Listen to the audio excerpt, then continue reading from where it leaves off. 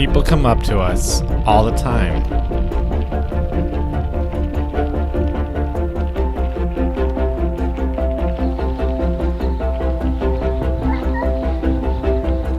Where are you going? How far have you gone? When will you stop? What do you eat? What do you even do? Why?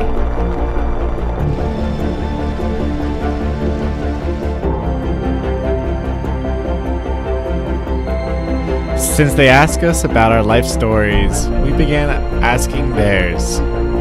This is the story of the people you meet when riding your bike really, really far.